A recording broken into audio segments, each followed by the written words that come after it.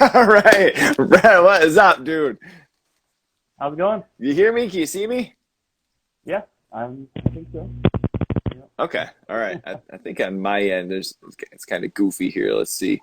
I think I'm seeing you all right. Okay. There we go. There we go.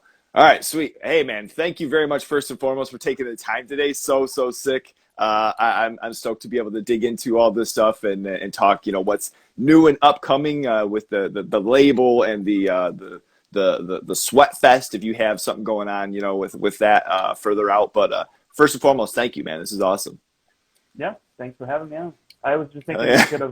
we probably could have done this in person. We live like 2 miles from each other. Yeah, touche, But touche. Yeah, I mean, now that I'm thinking too, like messaged you earlier, I'm just like, oh man, I don't want this to feel rushed, but this is gonna be fun. This is gonna be cool. yeah, I'm excited to do this. And if we redo it and we redo it in the same place, then that'll be something a little bit of a new endeavor for myself. So we can always right. we can always try different things, whatever, man. Yep. So starting early on here, kind of moving through like the scale here of yourself and musical interests. Who in your family was introducing you to earlier things that were really tuning into your ear and sparking up early interests in music? I was actually just talking to my parents about this the other day. How I missed the old oldie station that we used to have in West Oh Virginia, yeah. WODJ, because I think like that sort of like 50s and 60s rock and roll and like uh, doo wop or whatever, rhythm and blues, not R&B Yeah. but blues, like all that kind of like Uh-huh. early Buddy Holly sort of shit, early Beach Boys, all that kind of stuff, really got me into music at a young age. I remember my mom when I was like maybe 5 or 6 bought me my own Walkman because I would always like try to steal my brother's, and I formed a Beach Boys tape. So like the Beach Boys were like the first band that I remember loving, like on my own, just like loving the Beach Boys.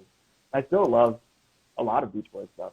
It holds up, and then I think that influenced me getting into a lot of a lot of the pop punk that I got into later in life, which was like inspired by a lot of that, like the Ramones, obviously, and then like stuff that was inspired by the Ramones, like Lookout Records stuff, like the Riverdales and Screeching Weasel and the Queers and all that kind of Groovy Ghoulies, all that kind of Yeah. stuff, which I still again Okay. also still listen to. But Yeah. yeah, Okay. and then my brother uh, is 8 years older than me, and he would always have CDs lying around the house. So I would steal his Rage Against the Machine, Evil Empire CD, or his President of the United States of America, like those, and like sort of just developed my own, musical taste from there. But yeah, and Okay. then Okay. Green Day was like the first big punk thing for me, obviously, as it was for every generation. But, Right. yeah. Was there influence as far as like friends like through school, or was it something as far as kind of like seeing the Green Day and you mentioned like Presidents of the United States and whatnot? Was that kind of like something that you just found like on your own as far as interests, or did you have different buddies that you talked to about some of this stuff and kind of discovering new music? Early in elementary school, I had this friend, Monica Willett, that like she and I kind of got into music together. Like it was all like stuff like They Might Be Giants, sort of like weird, like Oh, indie, okay. indie kind of stuff. And then later, as I got into middle school, I made a bunch more friends, and I started getting really into youth groups.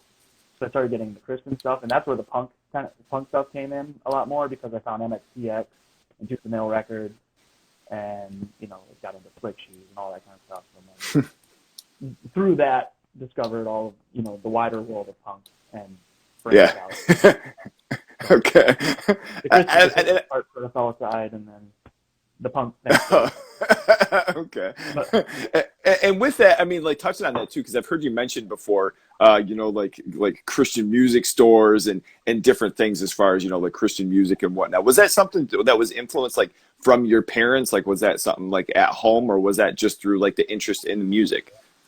And I ask because I grew up with very Christian parents and going to the Christian stores and picking up CDs through that and discovering different things. So from personal experience, but as far as you, yeah, I think like my friends at the time I made at church, a lot of them.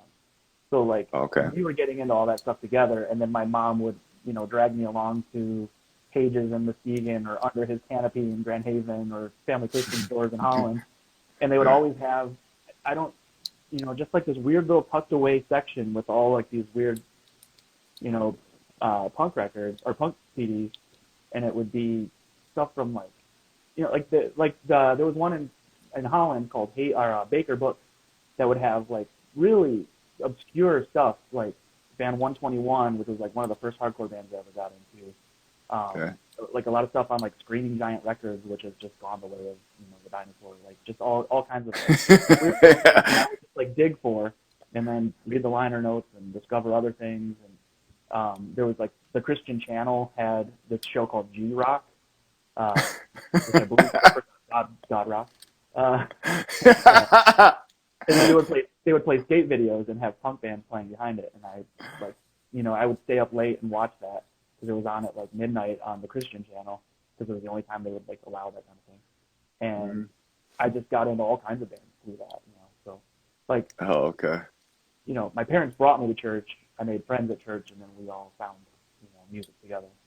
Oh, okay, okay. Yeah. I mean, for the longest, like myself, it was always a thing where like I couldn't have parental advisory CDs even. So it was like, that was more so like being, younger, but having that influence and then going to like, said stores and all of a sudden seeing cover art for like August Burns Red or, some band that was like supposed to be a death metal band. It's in a Christian store, it's like, how am I wrapping my mind around this? Like, why is this even a thing?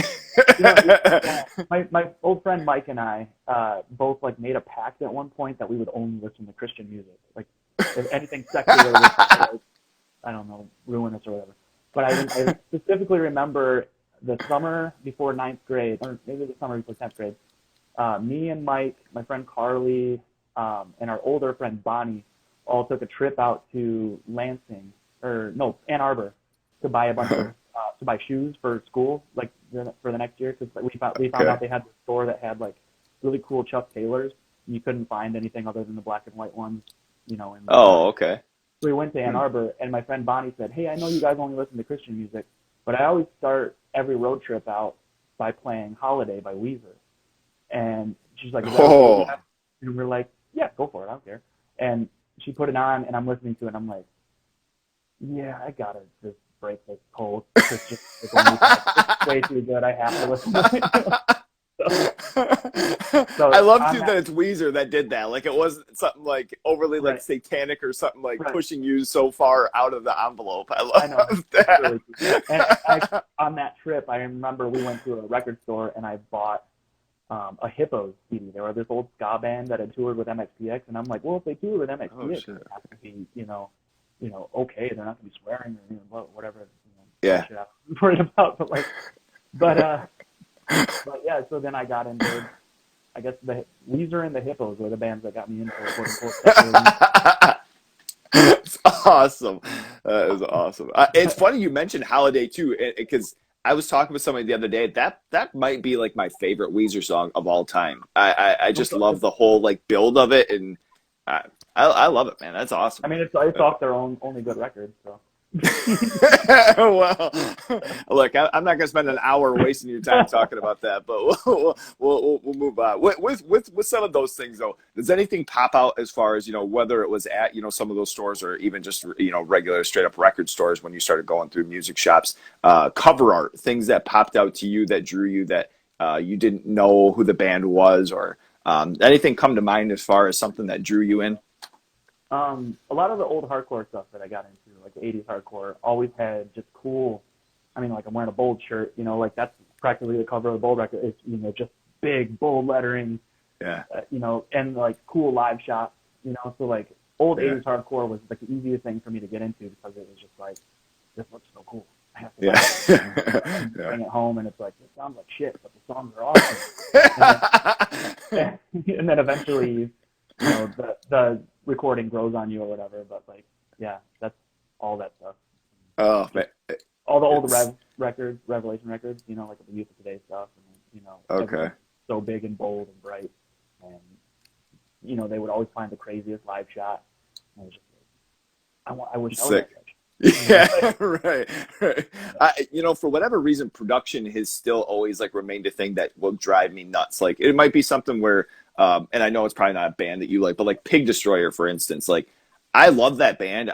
The stuff live is sick. I appreciate like the music and everything, but when I listen to it on record, I'm like, I cannot sit through this. and I don't know what exactly it is. It just drives me absolutely insane. Like thinking of that we're so far behind the times, and for whatever reason, it still sounds like it's 1987. Like I don't get it. Like you guys are too good, but there's other examples too. So, but mentioning I that, think I'm conditioned to like bad recordings a lot of the time.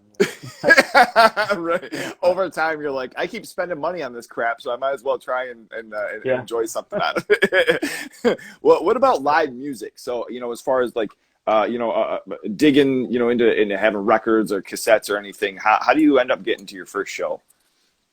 My very first show was still like in the Christian days. Mm. It was Audio Adrenaline and Jars of Clay at the Allegan County Fair. Oh, dang. Jars of Clay. Oh my God. I forgot about Yeah, that band. It's insane. yeah, it was. I mean, I loved it at the time.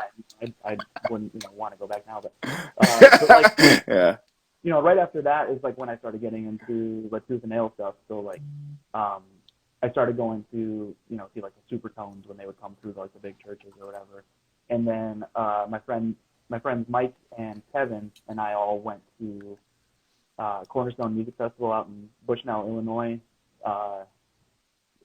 Was it the summer before ninth grade? So it was like my first big thing. Like the three of us and some older kid that drove us. My parents were luckily willing to let me go to that. But it was 3 days of just watching 100 bands that I had never seen or maybe I'd heard of, or and that was like the big thing that hooked me on live music. I was just like, well, this is it. This is for me. This is my thing. Okay. So, Okay. and then when we got back, we started finding local shows. We found Skeletons, and Yeah. we found Kevin that I was just talking about. What's up, Kevin? Who just joined? But yeah, so we found Skeletons and the Genesis Underground, and we would go see Noggin Toboggan and all these weird Christian bands that no one's ever Right. Okay. With that first fest that you're mentioning, going to, that was something that like being that first time, it can be something where it's kind of overwhelming in the sense of like, yeah, this is sick, but like, how am I going to go all day long walking back and forth and trying to figure out what was that like? Was there a certain point where like, I'm kind of over this, or did that whole experience like really like lure everything into like, this is what I'm doing? I would have been like 14 at the time, and it was heaven to me. Like, yeah, the best. It didn't matter how hot it was. I was like, I will go see every band I want to see, even if I only get to see 5 minutes of them. Yeah. I saw Zayo, like early iteration of Zayo. I saw, Oh, dang. like Embodiment, all these like crazy, like old hardcore bands, Stretch Armstrong. Yeah. I think it was the first year I went, Stretch Armstrong brought up, to like play half of their set, they brought up Brothers Keeper, who was like a Trust Kill band. They went like a Christian band. Oh, yeah. That was like the first time ever hearing them. Like No Innocent Victim played. It was, all kinds of really cool stuff. Dang. So, and I went, the following 6 or 7 years, I never missed a Cornerstone Festival. Oh, okay. So, yeah, Okay. How long did that run? I mean, it started in the 80s, and then I think it went to like 2004 or 5 or something like that. So, Oh, okay. Okay. yeah. It's funny because I'm like mentioning the whole like aspect of like, if it was overwhelming or hot, and like straight up, this is just like old man shit. Now that I'm thinking about, it's like I stand out for like a couple of like bands or something, and I'm like, God, it's hot out here. I don't know if I want to do this for the rest of the night or not. Like, oh man, that sounded awful. Yeah, those outdoor fests are tough. Like I just spent the last weekend at Coast Guard Festival in Grand Haven. Oh, okay. Makes you want to play. Right. What about as far as like, so in Michigan, we kind of have like these different like transitioning seasons. We have the extreme cold, the extreme heat. We have the fall that comes. Is there anything that comes to mind as far as like when the summer hits? There's something that's like a must listen to. When I have a day where it's nice outside, maybe it's sunny, it just kind of overall like encapsulates the day, being a nice day out. What comes to mind as far as a record or maybe a band that you want to throw on? I'll show you the record I was just listening to. It's right here, the Riverdales. Yes, okay. That's what I go to the summer. Just awesome pop punk, Ramones, anything like sounds like Ramones. That's all I listen to all summer long. Okay. Yeah, just That's kidding. awesome. The best music in the world. But Sweet, sweet. I know, and you put me onto a band, a great big pile of leaves, and that's oh like yeah, one of those bands. Like on top of like the name, just the overall feel. Like when the fall comes, it's always something that I'm like, man, I gotta toss this on because this is so sick. And yeah.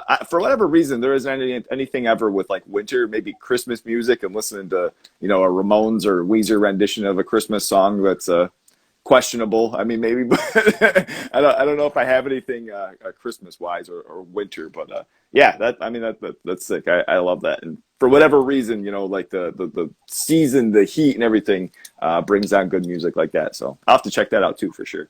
Um, Yeah. so as far as initially getting into bands, so going from like the interest in going into shows. How do you end up, becoming, a part of a band? And were you initially singing? Did you take on, guitar or drums, anything before that? First band I ever played in, I played bass, um, which I just don't even remember how to play bass. I can still play "Chick Magnet" by MXPX. Anytime there's a bass around, I pick it up and play it. Um, but that was just like my first band with like friends from church. It's called Phil 120, which was Philippians 120, a Bible. Oh yeah, okay. But then in high school, when I started getting into like Screeching Weasel and all that kind of stuff, me and a bunch of friends in high school started a band called The Potentials, and I played drums in that. And Okay. that was like like my first band that like really was like going for something. We recorded a little demo, and we ended up doing like a few out of town shows or whatever. Mm. But yeah, so I did a couple other bands where I played drums. Um, but like singing was like like in a hardcore band was always like the thing that like I took to, the most. I just like felt Yeah. right, you know. Yeah. Okay. Okay. Well, I Because mean, what? I'm not very musical, so it's just like Yeah. I mean, but like, playing bass and drums initially, was that something, did anybody else in the family like play something, or what, was that just something where you were like, I'll try to take this on, all on your own? no, like so me and my friends when we were like 12, we decided we were going to start a band, and bass was basically just assigned to me. So Okay. they were taking guitar lessons. I was in the corner plucking away at the bass, trying to learn each single note. And just it was always so boring. I think that's why I never got good at bass, is because like they were already playing songs, like real songs that sounded like songs, and I'm like boom, boom, boom, boom, Yeah, right. it's just like boring. Like this is Uh, stupid. Sounds like the last yeah, one. yeah. And then I had a friend, Catherine Parmalee, who had like a drum set in her basement, and she would just like let me play it. She let me borrow it for a while, and Okay. uh, like a simple beat just came easy naturally to me. So it was like fairly easy to teach myself to play drums a little bit. So then Mm. my dad heard me playing her kit one day and just went out and bought me like a nice Yamaha kit, which I still Oh, have. dang. But Oh, really? Okay. yeah, Okay. Nice. yeah. So like that was kind of like the impetus for me playing drums, and that's like why I played it in Potentials and Yeah. Circle Maybe, Family Line, all these things. Yeah. Okay. But when you're initially like learning, playing along, what were those first couple of things that, maybe you put on the CD player and started playing along to, and you're like, hey, maybe I can actually, pull this off, playing That along to some of the songs you love. that goes back to like all that like Ramones core stuff, like the Ramones Oh, specifically. okay. That's Yeah. like the best way to learn any instrument, I think, is to just like learn. Hey, take 10 Ramones songs, learn how to play them, and it just like hooks you. Like the one, Okay. like the only songs I can play on guitar are just easy power chord songs from the Ramones. Like Yeah. oh, big big bop, cool, three chords. I just have to move my fingers around the same pattern around the guitar. Cool. Okay. Where did the interest in the Ramones come from? I know you've been a fan as long as I've known you. T-shirts, records, anything that you can get your hands on. Where did that develop from? So there was this band called the Huntingtons that I got into really early when I was getting into punk, and they were just essentially a Ramones ripoff band. And they would always Okay. they did a Ramones cover album. They did actually like 3 Ramones cover albums. They did like they would always wear their shirts. They'd always shout them out, and through them just talking about them all the time, I bought the Ramones anthology, and Hmm. I think it was like the perfect place for me to start because it just had like the best songs from every album. and I just immediately was hooked on them. And they're still today probably my favorite band. So like, Okay. it's one of those things where if I see like I don't buy like bootleg records from anybody unless it's the Ramones. Okay. I think it's crazy. But Yeah. yeah, Okay. very Okay. bad. But Yeah, the over the seas like imports and different things like that, whether it's like a bootleg or something, like a collector, like that's kind of like myself and my buddy Ryan with like Weezer, for the longest yeah, was cassettes, oh my God, cassettes, CDs, and then vinyl kind of came around and yeah, the Red album, which I mean most people consider absolutely trash. I have that on vinyl. It's like worth hundreds of dollars for whatever reason. Like don't know why, but I'm glad I have it. I know you wouldn't pay $20 for it, but I appreciate it. You know what I'm saying? I can dig yeah. it. That's fine. Yeah, and I get it. What? I understand. I get why people give me shit for talking about the Ramones all the time. Like it's a hard band to get into, and now, you Yeah. know, in 1974, it was like the craziest shit out. Yeah. Totally. But Totally. I just see it for like what it is. It's just catchy, fun music. But I I mean, I always thought they were cool, and I always like enjoyed all the stuff that I ever heard, and kind of like the edginess to it. I think where it really put me into like, oh, these guys are cool, was when the whole Pet Cemetery song came around, yeah, and just kind of wrapping your head around like, oh, bands write songs specifically for movies, and like, or a company gets a hold of somebody to do something specific for this, and they took the time to sit down and like write a story for such and such, and especially it being a horror movie, I was like, oh, this is yeah, sick. And the song rips. I mean, yeah. hands They down. have Yeah. Love it. they've always been writing songs about horror movies. They have Chainsaw as Yeah. the first record and Yeah. stuff. Right. And Right. Right. yeah, Well, within, as far as being in the bands and playing bass or playing drums, you and the first band that you played like a show for, you were playing bass, right? yeah. Okay. And with that show, like, did everything go, as well as planned? Did it, anything end up turning off, or the amp, blew out, or did it go as well as it could have? I guess if you want to call it a show, we played in my backyard for my sister-in-law's birthday party. She was like Okay. literally 12 years old. And before the show, we all went outside and took our jeans off and took rocks and rubbed them on the driveway so we would put artificial holes. We were super pumped. And then her cousin, who was my next door neighbor, broke his arm during our set, which Oh. in my backyard. So Oh I guess no. if something went wrong, I guess it was that. But it was just a bunch of 12-year-olds being. So, Oh my God, that is fun. Like, were your yeah. parents pissed, like seeing like probably your brand new school clothes or something that you're just rubbing rocks at and ruining? No, I think they thought it was funny. They've always been really supportive about me doing all that shit. Oh, So that rules. I, I love, I love that. I think my mom was most mad when she gave me $80 for school clothes, and I went and spent the whole thing on a pair of bondage pants at Hot Topic. Oh man, uh, that's like one style that still surprises me that like hasn't come around somehow. Like especially with this whole like '90s thing that's been going on for however long. I, for whatever reason, I never see that coming back, and I feel like it's for good No, reason. yeah, it's very good. Yeah, Oh man, yeah. I Worst part never is I never pegged you to wore 'em. have those. Yeah, no, I never really wore them. I think I wore them to school one time, and I was just like, I felt so dumb walking around the hallway. Just, yeah, Oh my God. Did they have like the suspender like straps like hanging off of them and everything like all the yeah, way? yeah. Oh And I was my waiting all God. day for somebody to like trip me, with them, like stick it in my teeth. Never happened. Yeah, Oh, that is awful. What about your first time, going and recording and having something physical? Not necessarily that it has to have a barcode on it, or, just something that you got to bring back home and pop in a CD player, cassette player, and be like, dang, I played on this. yeah. That was with again with my first band, that Stolen 20. Like we recorded at the church. Okay. Kid Brad. It was us and another band just like all day, spent the day just sort of recording live to tape or whatever, and we put it out on a split cassette, and Dang. it was bad. It was really bad. What was the other band called? Trademark, I think. I think they were called Trade. Yeah, Sick. I don't even have a copy of it anymore. It's very bad, but it was cool to be that young and Yeah. have something that it wasn't really until like until I was in Tall Ships when we like Mm. actually like when I could say we went to a studio. Well, you know, it was Studio Odie, which is like the Odie brothers who are in Work Self. Oh, okay. Yeah. They had like a studio, and it was the first time where it felt like a studio, and came out sounding good, Mm. and Okay.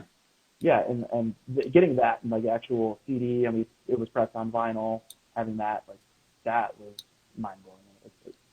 It's Dang. still special to me. Anytime something gets released on vinyl, I'll just sit there for an hour just Right.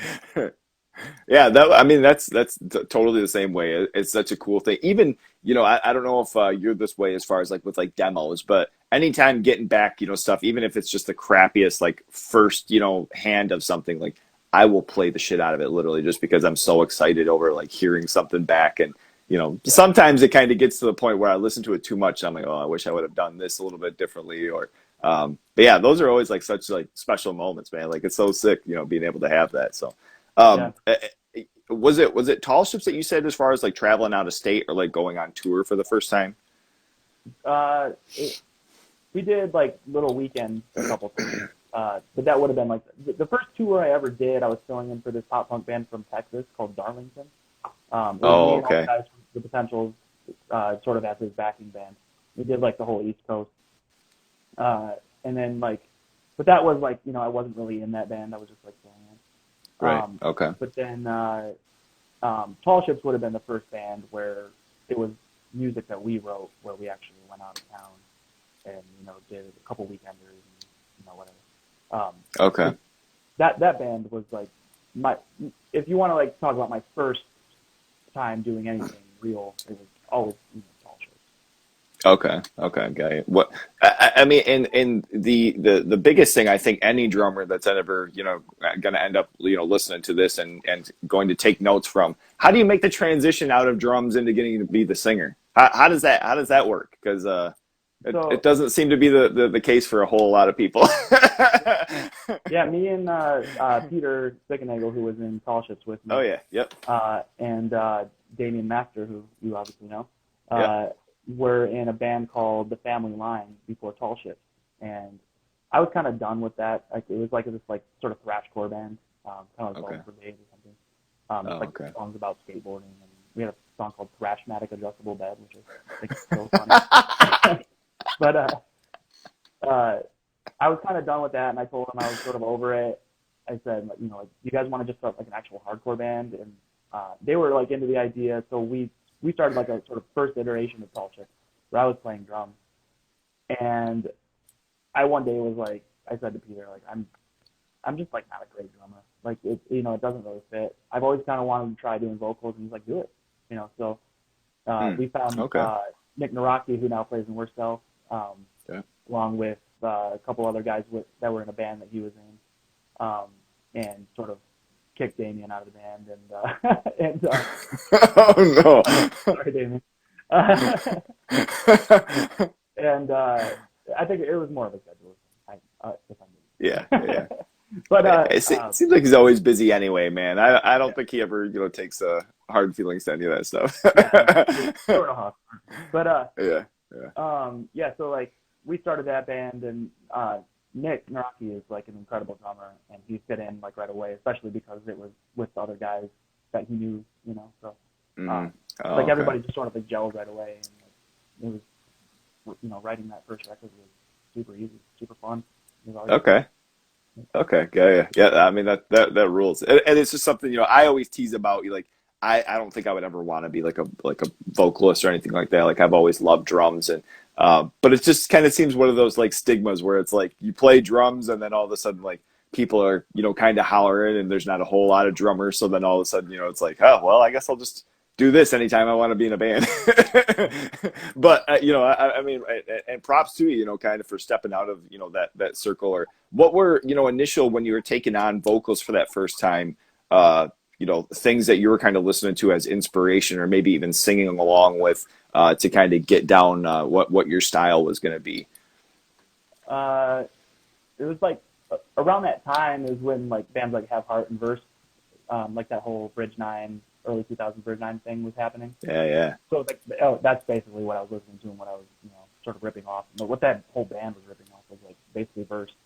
Yeah. But maybe a little bit of Shackalute in there. But I still think like Pat Flynn is like probably the best hardcore vocalist of all time, and I still, like the way that dude's just like in a million bands is kind of like what inspires me to be in also. When that breaks up, start two more, So, right. I love it. That rules. I mean, and touching on that, kind of to dig into, you kind of have, and let's say an initial conversation with somebody at a show or something, and they're asking about some of your bands. Just a track off the top of your head that if somebody said, hey, I want to listen to Tall Ships, what would be a track that you would say, hey, this is the one to go to. This is one of my favorites, and check this song out if you're going to check out the band.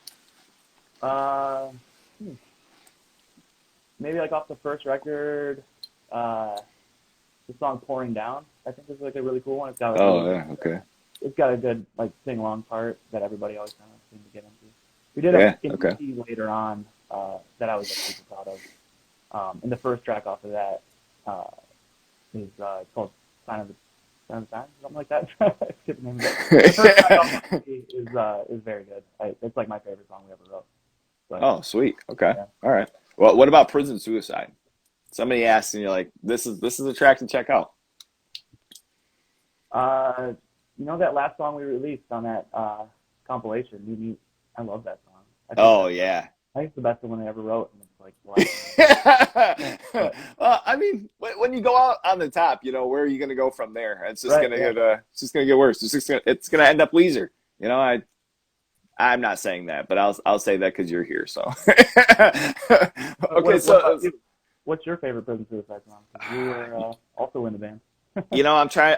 Honestly, I'm trying to think of what the actual song is, the title is, but I always called it Tony Hawk 2, the first track of the latest EP. I can't think of what the hell it's even called. Ben Sick. Ben Sick, yeah. God, that's embarrassing. That's probably the other one I would say. I love that song. That for what, like, it just, when we were writing that and like listening back to that, it brought me back to like playing Tony Hawk or Tony Hawk 2, and just like whatever, anytime I was going to listen to that song, it's just absolute energy and like put me in a good mood. And it still does every time it comes on or I pop it on, like, or playing it, anything like that. That song is sick. So I absolutely agree with that. I love that. And New Meat was sick too. So, and then bring us, recently with Snakeout. So you end up, starting almost a little bit more of like a rock and roll band, kind of like a hardcore adjacent. What was the initial inspiration? I know you mentioned Pat Flynn, but as far as, musically and with the other boys writing and, what were you kind of hearing about it that you were appreciating the most? When I started messaging everybody about that band, to start it, I was listening to End of the Year a lot. Okay. Like basically emulating that whole DC Revolution Summer thing, like bands like Rites of Spring and Embrace and all that kind of stuff. Mm-hmm. And that's kind of like what I envisioned in my head. It's moved, it's still in that direction, but it's moved slightly to a different thing. It's more of a melodic hardcore band now at this point. But but that was sort of like the original inspiration, playing a band like that. Bands like Praise, I don't know, Drug Church, I guess. Yeah. Another Pat Flynn band. But but yeah, so we're actually named after a song by this band Rain, who was like an old DC band. It was like a side project of Rites of Spring guys. Oh, okay. Okay. Shit. They had a song called Snakeout. So. Okay. Yeah. And totally. I mean, that was good that you threw that out there. I was going to ask too. That's it kind of something I try to draw away from, but that was one thing where I was, I thought was interesting was always the name with it and kind of the initial draw. And where'd the devil character come from? The Snakeout made me do it. That's just the Hot Stuff Devil. He's like an old comic book character from like the 40s. Oh, really? Okay. Yeah, and you see it in like tattoo culture all the time, and it's just like the little devil made me do it. I actually have like an old devil made me do it magnet with him on like up on the board behind me. Oh, that's sick! Damn, I never knew that. That's awesome. Yeah, it's really cool. So like I just changed it to Snakeout, made me do it. I thought it would be cool. I love that. That's badass. So now, do you guys this year released your EP, right? The initial, your first release. Okay. Yeah. And with that, if someone was asking about Snakeout, what track would you let them, put them onto? Bam, there it is. Cold Fade. Yeah, I'd probably say my favorite one on the EP is Nameless and Aimless. It's like it's the second song on it. It's Yeah. just like a poppy, like sort of like bouncy song or whatever. Hmm. The whole thing I think is really cool. It's only 4 songs, but it's that one specifically is like sort of written. It's a love song that I Sweet. wrote to my wife when she was pregnant. So like. Oh, okay. Well, So yeah, it's kind of like a meaningful one. I think it's catchy. It's fun. yeah. Yeah. I mean, and that's always like the coolest thing with, some of the stuff. I know you've mentioned like Pat Flynn and Pat Kimlin and, but just with like the hardcore adjacent stuff, I've always appreciated, having, where it's like you can have the aggressive vocal style, like as far as what you present to it. Like I've always liked the band. I've always liked the music of it. Jeremy does absolutely great. Sam, oh my God, all I can think of is his last name. I'm embarrassed. The other guitarist. Oh my God, what is his first name? Randy. Oh my, which is insane because that's my dad's first name, and I can't remember. Unreal, absolutely unreal. I'm sorry, buddy. I'm going to delete that out. That was embarrassing.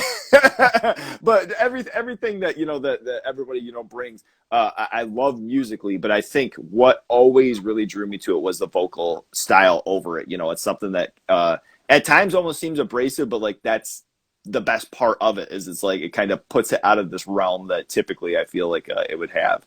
And you guys even do a President's United States cover live. You guys do that, and it fits. It feels like the mold of the music kind of fits, but then like the vocal style, once again, it's like, oh, okay, this is different, but totally complimentary. I love that. So yeah, it's sick, man. It's awesome. We actually recorded that cover. It should be. Oh, really? Yeah, sounds really cool. Damn, that is awesome. So sick. So for this comp that we're releasing, I'm releasing with you on Cold Fade Records there. Anybody that's watching, I've been having things in my story, a link to the shop and everything. August 19th is going to be available for pre-order. Snakeout has a track, an exclusive brand new track called Rot. What can you tell us about that? Maybe as far as like the story or the music, how the track all came about. I think I mean, we're so slow at writing songs, so it's just kind of like the one song we have written that's not on the EP. Okay. Yeah, I mean, like I guess if you want to talk lyrically, it's sort of about me. It's kind of a theme of a lot of things I write. Me sort of falling away from my belief systems, or like having started out in the world of Christian punk and everything, and sort of falling away from all that.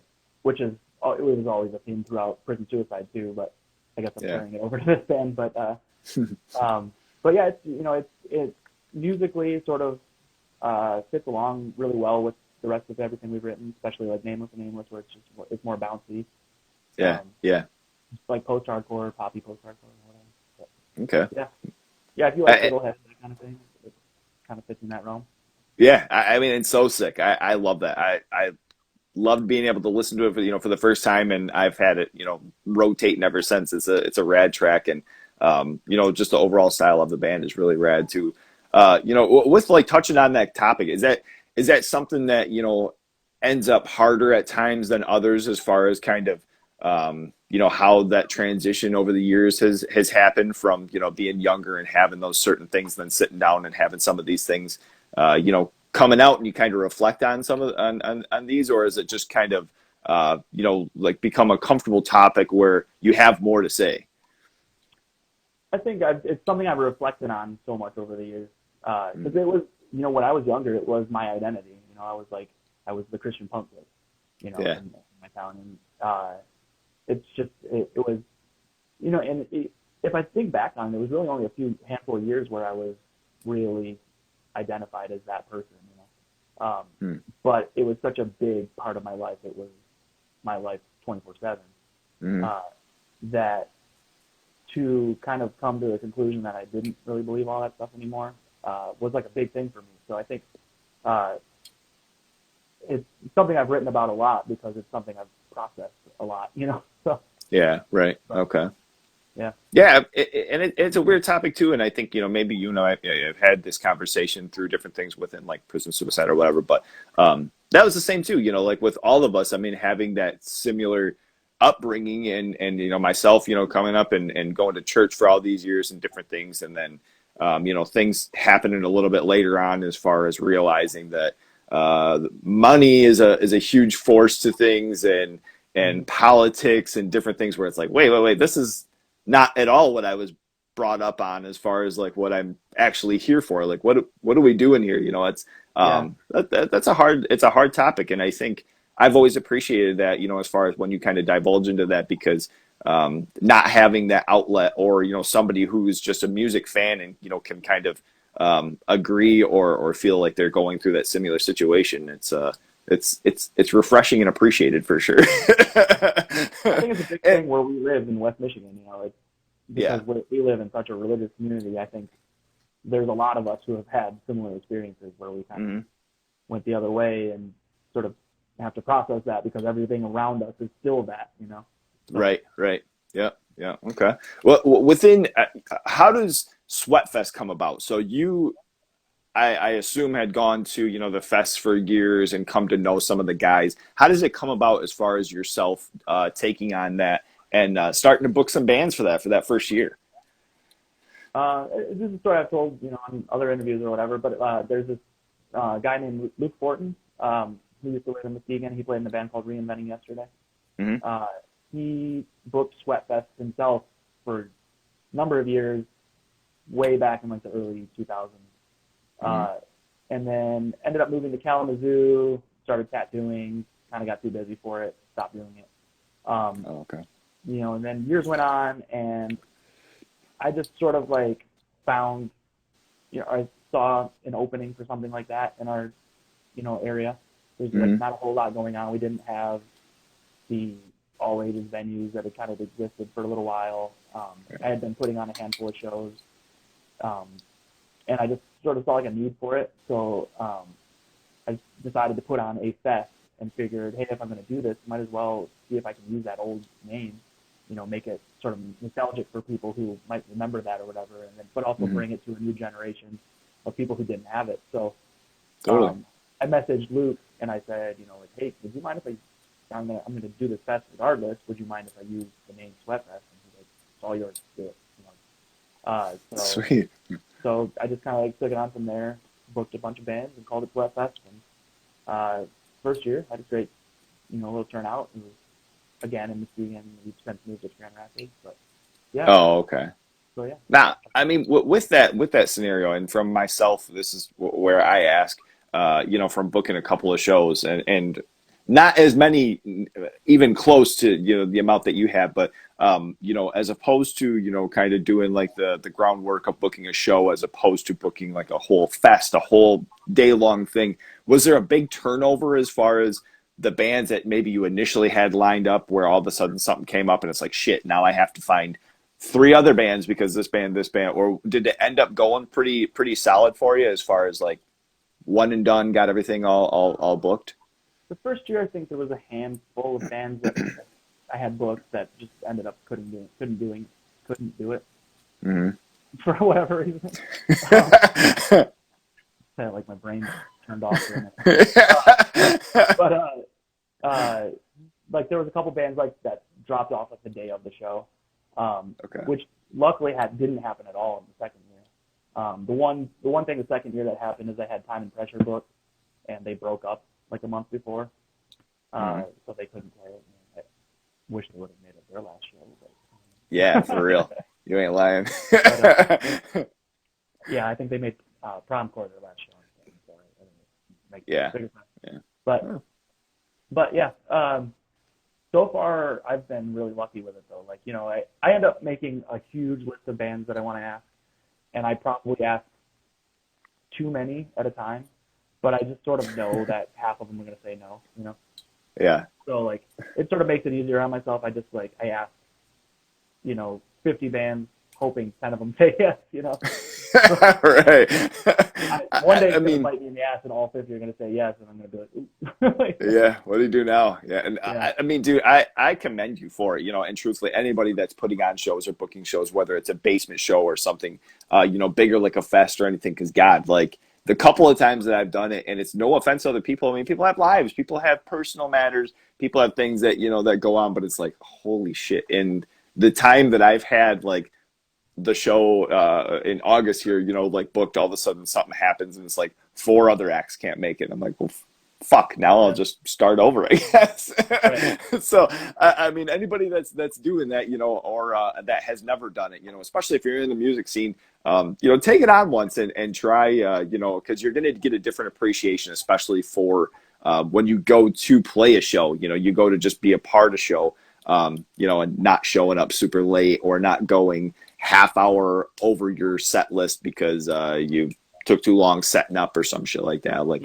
the one thing I always loved about being in Prison Suicide was we would get on, set up as fast as we could, to where like our stuff is not going to fall apart. Play, we would tear down. Like, I always loved that. I thought that it was such a hard move, and it was something that we've kind of credited to other things too as well. But I mean, especially from the mindset of like someone booking a show or, trying to plan these things, like, I appreciate that more and more, especially even now trying to book something else. So is there anything else? What's that? I hate booking shows. I don't know why I do it. But I think like the reward of having it done and seeing, everybody turn out, is worth it. But it's, yeah, totally. If you're thinking about it, don't do it. Well, I come from, with that as far as like getting the appreciation, even just going and being a part of something. Like, it sets you, completely in a different path. Even then, if you're already kind of thinking like, oh, this is my show and I'm going to show up, da da da. But anyway, so do you have anything else as far as any like shows that you've had booked recently, or is there any murmurs of a Sweatfest this coming year, or no? There's no other, just like, oh, actually no. Snakeout is playing a show this Thursday in Grand Rapids. Sick.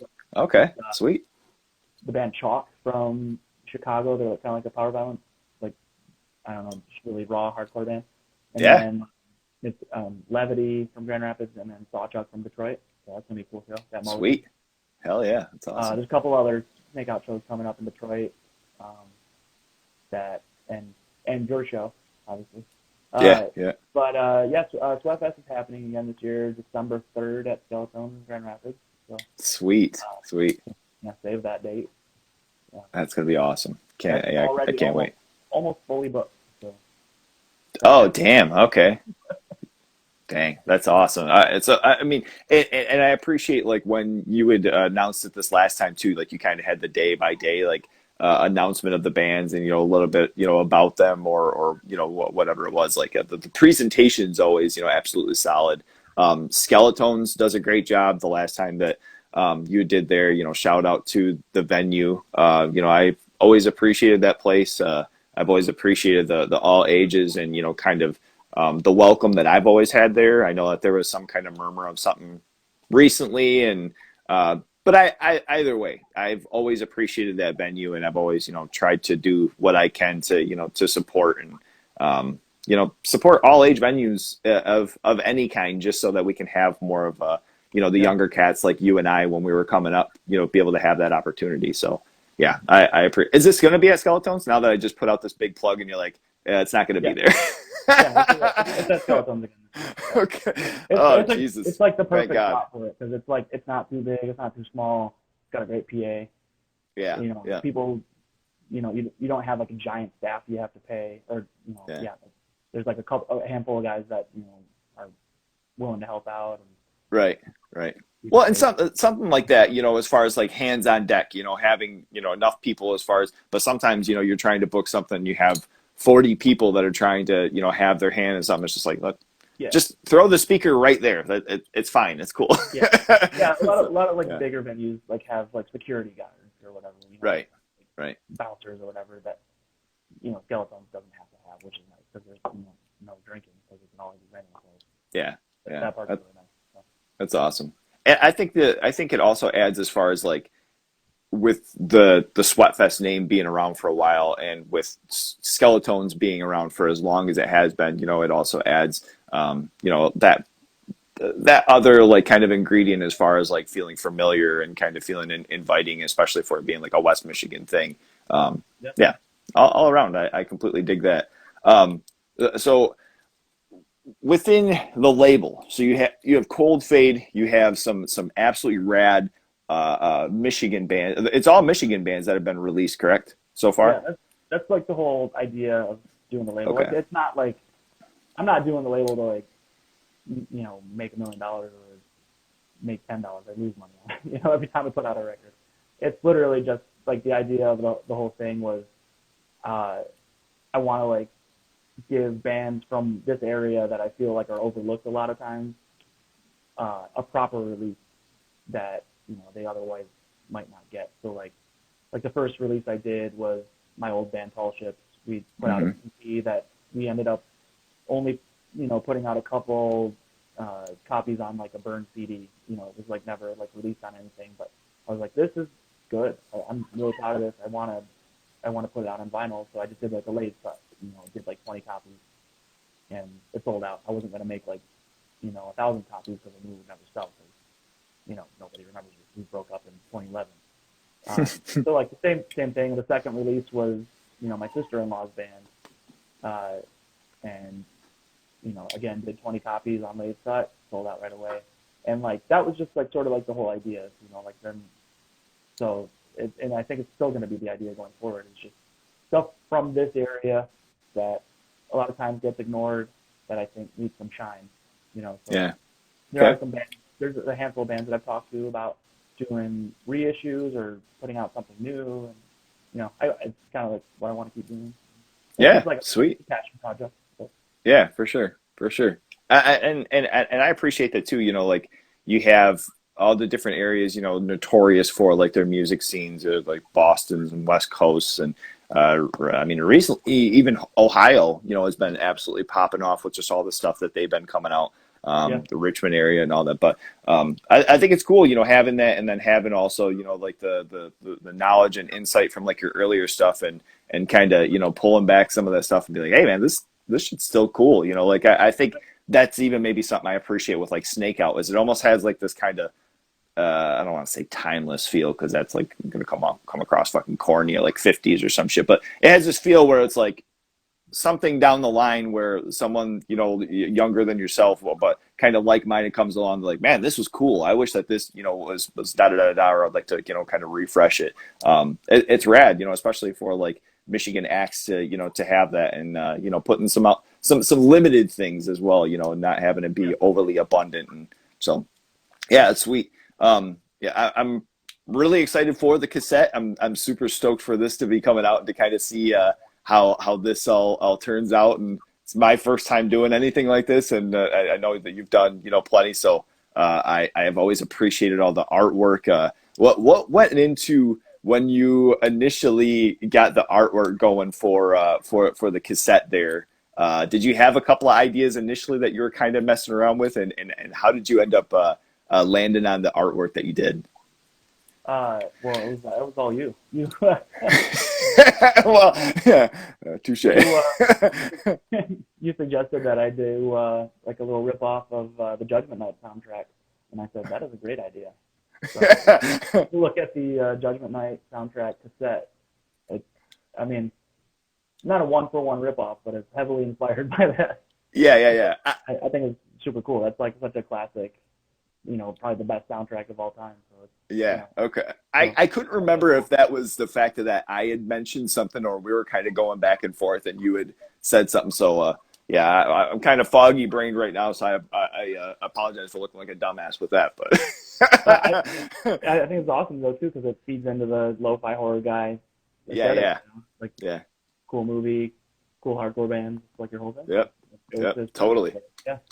And as far as like with that, like it's been a soundtrack that I've touched on a ton of interviews, just as far as you know, kind of being iconic and even an inspiration, you know, if something like that happened around here, like for a Michigan film or something, to have a bunch of bands to maybe like do a collaboration or some shit like that. Like I kind of started thinking even further beyond just this and kind of had some ideas from developing off of that cover art that would be pretty sick. And I don't know if it's going to be work that I'm really trying to put into, but you know, I don't know. I think there's a lot of fun to, you know, to have with it. I've actually talked to some other people about maybe like further out, you know, like a couple years out or something, doing something like a volume 2 type thing and having it be another benefit. You know, a lot of people have mentioned that it was the proceeds, and just for anybody that, you know, buys it, the whole purchase is going to Every Woman's Place. So it's not like a proceeds thing. It's not a, you know, these, you're getting 50 cents off of the tape. You know, I think they're going to be $10, and that whole purchase is going to the benefit. So even with that, super appreciate it. Yeah, same with the show too. Money's going to Every Woman's Place, which is awesome. Yeah.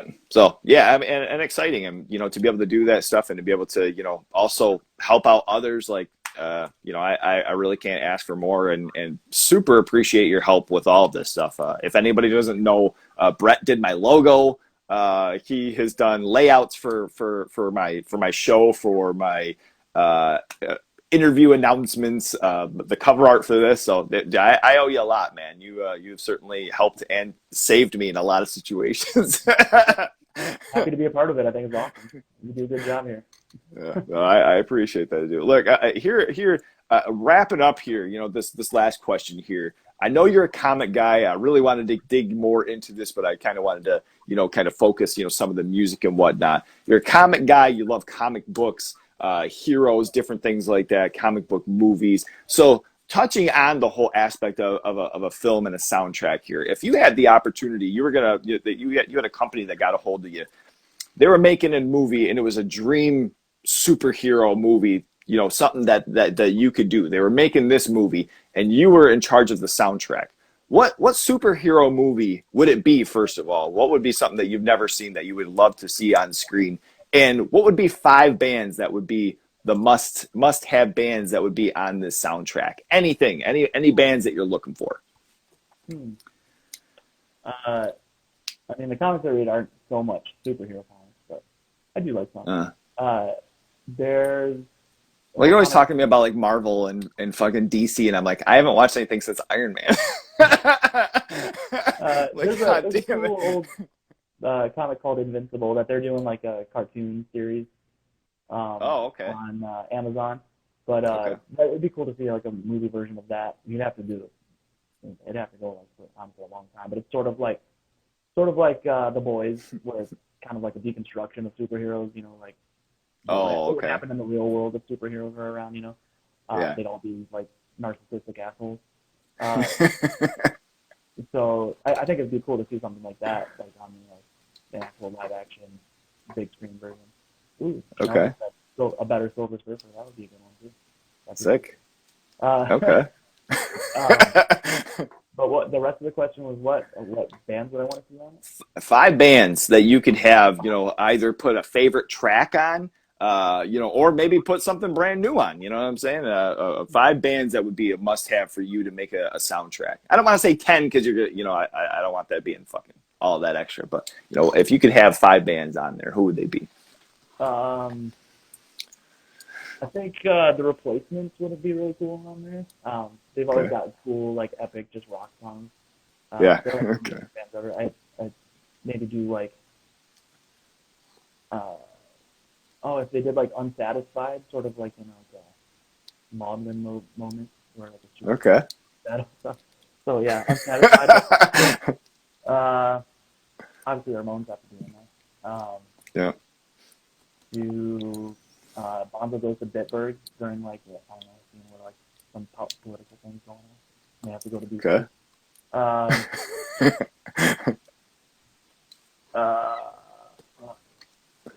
Got 2 more. The Smiths would be cool. The Smiths are always cool. Oh yeah. Okay. Like yeah. What song?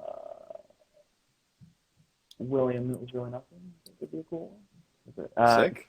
Okay. And last song, fucking Devo. Devo's always cool on the soundtrack. Okay. Get a little energy into it, a Yeah. little keyboard, a little something, Whoa. something. Okay. Yeah, that's knocking over my shit. I don't know if you can hear, my cat will not leave me the fuck alone. She keeps on bumping it anytime. She wants nothing to do with me in my whole existence. I'm doing these fucking interviews and she will not leave me alone. She bites me, fucking tears my shirts up. It's insane. It does not make any sense. Yeah. Yeah, one of mine just came in here and was just Asshole. Get out of here. what's All we're right. doing that. Come on. What's up, Jim? Oh man, there's a big old fella. Where's the other? Where's what was it? Jim and then Gus is the other one. Gus? Yeah, Yeah. I don't know where big he's old at. fellas. Shit. All right, Bo, get out of here. You're fucking it up, dude. This has been awesome. I'm gonna have to link up something that we're gonna do just strictly movies and kind of dig into something and. Maybe I'll introduce you to something, and you introduce me to either anything, and we'll do like a movie dissection and have something like that. Because I was really wanting to kind of touch on that, but I don't want this being a whole lot over like an hour and kind of taking up the day and everything. So Oh, yeah. this has been awesome, Brett. Thank you so much. I appreciate it, man, and we'll be in touch definitely. All right, Cool. man. Thank you so much. Yep. Absolutely. Yep. Take care. Bye. Bye.